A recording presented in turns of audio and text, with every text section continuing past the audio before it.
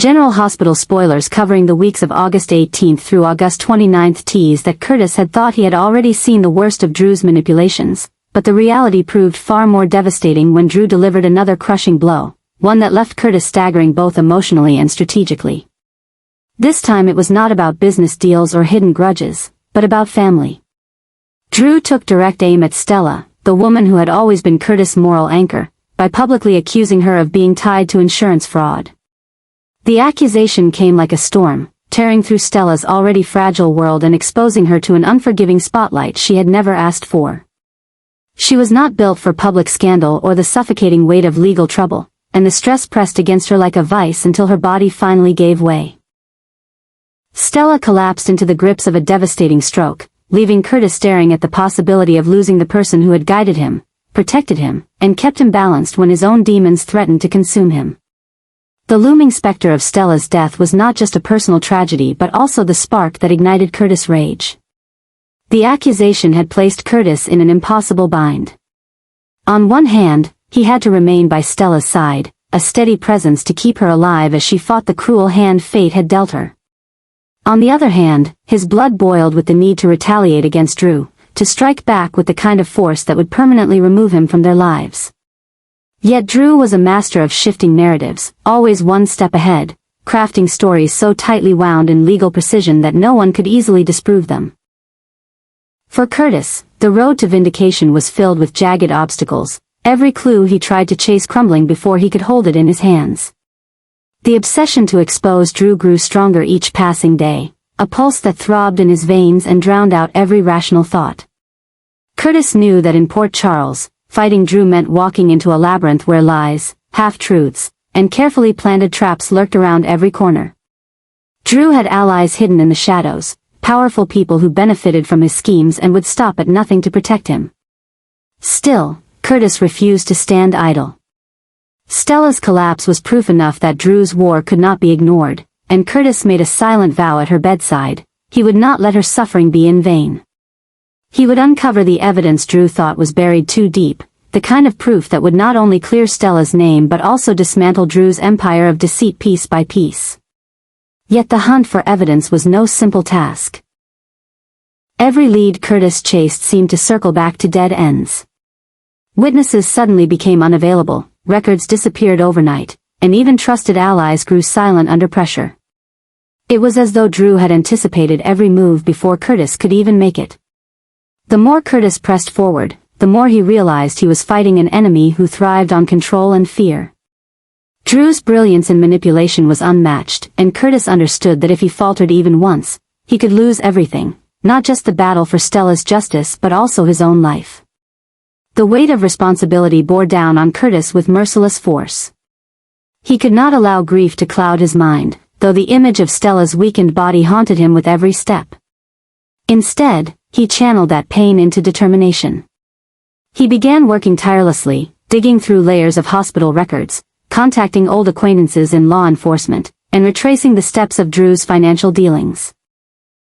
Somewhere in the shadows of those transactions, Curtis believed there had to be a mistake, a sliver of evidence Drew had overlooked. That mistake would be Curtis' weapon, a dagger hidden in plain sight, waiting to strike. At night, however, the reality weighed on him differently. Alone in the silence of his thoughts, Curtis battled the fear that he might never find what he needed, that Drew was simply too careful, too powerful to be undone. He feared that Stella would die carrying the stain of false accusations on her name, and that his own pursuit of justice would turn into an endless cycle of loss. These moments gnawed at him, whispering that the obsession was too much, that he was spiraling into the same darkness that had once threatened to consume him. But then he would remember Stella's voice, steady and calm, urging him to fight for what was right no matter the odds. That memory was his anchor, pushing him forward when despair tried to pull him under. Meanwhile, Drew only seemed to grow stronger, his confidence fed by Curtis' visible frustration. To Drew, each step Curtis took was proof that his enemy was dancing to the tune he had set long ago. The more Curtis struggled, the deeper Drew's roots sank into the ground, twisting around the lives of those in Port Charles like vines designed to choke them. But what Drew underestimated was Curtis' resilience. He was not simply fighting for revenge, he was fighting for Stella's dignity, for the truth, and for a chance to rip apart the false mask Drew wore so convincingly. The road ahead promised no easy victories. Curtis knew he would have to face betrayal, endure sleepless nights, and navigate through walls of silence erected to protect Drew. He would have to outthink a man who built his power on deception and intimidation. Yet with Stella's life hanging in the balance and his own heart consumed by a need for justice, Curtis had no choice but to press forward. His battle was no longer just about family, it was about survival. Every move he made from this point would carry weight, every discovery would bring him closer to either triumph or destruction. And in that dangerous balance, Curtis found his resolve hardening. The war between Curtis and Drew was only just beginning, and Port Charles would feel the tremors of their clash. Whether or not Curtis could succeed remained uncertain, but one thing was clear: Drew had underestimated the depth of a man's rage when family was threatened. Stella's collapse had awakened something in Curtis, a relentless fire that would not stop burning until Drew was destroyed. Jason had always known that working alongside Britt meant walking a razor's edge, but the moment their fragile partnership cracked into open confrontation, the risks around them multiplied tenfold. What began as a tense exchange between two allies bound by circumstance turned into a brutal reminder that every adjustment to their plans carried heavier consequences than the last. Britt's refusal to back down forced Jason to recognize just how deep she had been pulled into the machinery that held her hostage: her access to medication, her credentials tied to dangerous experiments, and the suffocating control of those above her. She was essential, and that made her both invaluable and expendable. Jason could see it clearly. The danger wasn't approaching, it was already around them, tightening like a vice. The operation they were entangled in had never been simple, but small changes began to expose how deeply compromised it had become. A shipment delivered by the wrong courier, a system update that altered access windows, a drill that stretched too long with the wrong faces watching. Individually these details might have been dismissed, but together they formed a pattern that screamed escalation. Jason was trained to read such patterns, and what he saw chilled him. Someone was pushing them into reactive positions, forcing them to stumble into traps laid long before they noticed. Britt recognized it too, but her instinct was to push further inside, to control what she could from within rather than abandon the work to someone less careful. That conflict, between Jason's need to extract her and her belief that she still had leverage, became the heart of their confrontation. Britt believed that leaving too soon meant her research would be twisted into something far worse, a weapon she could no longer blunt from the inside. Jason believed that staying meant inevitable collapse, another accident, staged the moment she outlived her usefulness. Their argument wasn't about logistics, it was about survival and whether survival required escape or endurance. But every hour they debated was another hour under surveillance. Cameras lingered too long, power flickers arrived on suspicious intervals, and files that should have been scrubbed remained visible for days. They were being profiled, mapped, and tested. The building itself had become a trap designed to measure how long they could withstand pressure before breaking. The breaking point came when a compliance, integrity check was staged, a drill meant to look routine but filled with traps. Among the observers was a face Jason recognized, one of the same couriers who had delivered a compromised shipment. The man stood too close, asked questions about the wrong reagents, and lingered with the intent of catching Britt off guard. Jason confirmed his suspicions with a hacked camera feed. The drill was a cover for an attempted snare. Time was up. He pulled the schedule forward and forced their exit into motion. Extraction unfolded with the precision of people who knew hesitation meant death. They moved at normal pace down a monitored hall, Jason tapping a cloned badge on a door rigged to appear faulty until the third attempt. Britt carried a steel case disguised as nothing more than procurement files but in reality containing a coded ledger, the proof of how her work had been exploited. The compliance team chasing them saw nothing but looping footage, a corridor repeating itself every 9 seconds, confusion replacing certainty. By the time they realized the system had been manipulated, Jason and Britt were already through service stairwells, across mezzanines, and into maintenance shafts designed to hum loud enough to conceal footsteps. Outside the building, the city was no safer. Surveillance stretched across streets and rooftops, every car or phone a potential watcher. A stalled delivery van with false plates appeared where it shouldn't, and calls arrived from numbers that mimicked hospital lines. Jason had arranged multiple escape routes, each designed to collapse behind them if compromised. Britt's hands clutched the ledger tighter, knowing it was their only bargaining chip. The proof it carried could expose the project for what it truly was, but proof only mattered if someone survived long enough to present it. What lingered between them after their escape wasn't triumph but realization. Their confrontation hadn't destroyed their alliance, it had reforged it. Jason stopped pretending that extraction could be clean and accepted the collateral damage it would leave behind. Britt stopped pretending that staying in the system could shield her work from corruption and instead committed to drawing her own lines in the sand. Together, they understood that their fight had escalated beyond control. Each new adjustment forced on them, each shock that rattled their plans, was proof that their enemies would not stop. The only choice was to move faster, hit harder, and stay ahead of the traps waiting for them. By nightfall, Jason and Britt were no longer arguing about whether to run or stay. They were united in the knowledge that survival meant breaking rhythm, defying the patterns meant to corner them. Their enemies had underestimated what two people, bound by trust and sharpened by desperation, could accomplish when they refused to fold. The shocks would keep coming, but now they were ready to meet them head-on. And in the dim hours before dawn, as they reviewed the ledger and mapped the next step forward, Jason and Britt finally accepted that danger would never recede, it would only reshape itself. What mattered was whether they had the strength to reshape with it, or the courage to break it entirely. The fragile relationship between Willow and Drew had been fraying for some time, but what had once felt like tension that could perhaps be managed or explained away was now spiraling into open hostility.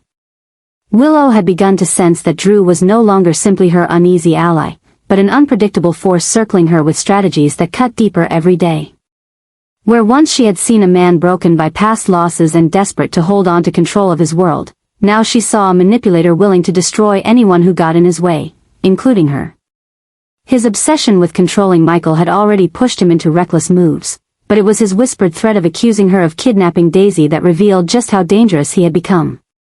For Willow, the mention of Daisy was like a knife reopening a wound she had tried so hard to close. The past she wanted buried, the mistakes and vulnerabilities that still haunted her, were suddenly being reshaped into a weapon Drew was prepared to wield. The threat wasn't simply about damaging her reputation, it was about destroying the core of her identity as a mother, a protector, and someone trying desperately to rebuild her life from trauma. If Drew succeeded in spreading the accusation that she had kidnapped Daisy, it would not only brand her as unstable in the eyes of the community, it could cost her the very children she had sworn to protect. The possibility of losing Wiley and Amelia haunted her, the fear that the courts, the public, and even Michael himself might begin to question her stability. Drew, however, seemed to relish the fear he was stoking. His actions were no longer those of a man trying to protect family or secure justice, they were the moves of someone obsessed with dominance. He saw Michael as a piece on a chessboard to be positioned where it suited him, and if manipulating Willow through lies and threats was the way to ensure Michael's compliance, he would do it without hesitation. Each day, Drew found new ways to tighten his grip, arranging situations that cast Willow in a suspicious light, provoking Michael to mistrust her judgment, and planting seeds of doubt that made her feel as though every move she made was being watched, calculated, and twisted against her. The obsession radiated through every interaction. Drew's voice, once measured and persuasive, had grown sharp with menace. His conversations with Michael no longer felt like guidance from a friend but like commands from a master. He was not just seeking influence, he was demanding loyalty. And Michael, caught between love for his wife and the pressure of Drew's control, began to waver in ways that terrified Willow. The man she depended on most was being reshaped by Drew's steady hand, pushed into corners where choices seemed to vanish and obedience seemed like the only way forward. The more Drew pressed, the more Willow realized she was being isolated, her voice drowned out, her truth distorted by a campaign of intimidation. Every adjustment Drew made carried the unmistakable mark of obsession climbing higher. He changed stories, altered timelines, and twisted old grievances into new narratives that suited his agenda. Willow recognized the pattern. He was not simply reacting to circumstances but actively rewriting them, creating a reality where she was the villain and he was the protector. This rewriting was what frightened her most, because once a lie was told often enough in Port Charles, it gained its own life, poisoning every relationship it touched. The accusation of kidnapping Daisy was more than a threat, it was a spark that could ignite a firestorm of suspicion. Willow fought to steady herself, to keep her focus on what mattered most, her children and her integrity. But the weight of Drew's control pressed heavily against her. Each time she saw him with Michael, guiding his choices, whispering doubts about her, she felt the walls close in tighter. She understood that this was not a man who would stop until he had complete control, and she feared what that control might mean for her family. Drew's obsession was not only rising, it was consuming him, turning him into something more dangerous than she had ever imagined. The battle between them had now transformed into something larger than a personal conflict. It had become a war over truth, over family, and over survival itself. Willow knew that if she did not find a way to expose Drew's manipulation, she risked losing everything, her children, her marriage, and her place in the life she had tried so hard to build.